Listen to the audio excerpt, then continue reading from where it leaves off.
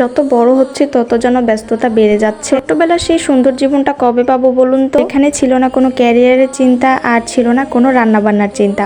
আসসালামু আলাইকুম সবাইকে। আজকে চলে আসলাম আরেকটা ব্লগ নিয়ে আপনাদের জন্য। এখানে বাবলি একটা বোরকা শর্ট করে নিচ্ছিল।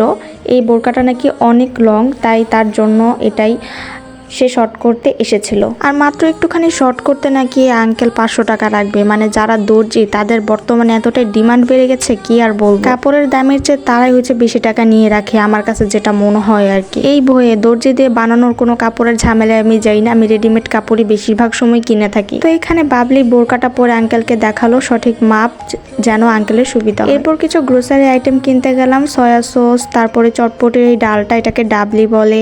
তারপরে এই ডালটা কেনার পরে আমরা হচ্ছে কিছু ফুচকা নিয়ে নিলাম, কারণ চটপটির জন্য ফুচকাটা মাস্ট। এরপরে চটপটি মশলাও নিয়েছিলাম। তারপরে এখান থেকে শশা নিয়ে নিলাম, কারণ আমি শশা ডেইলি খাই, আমার ডেইলি রুটিনে শশা থাকবেই।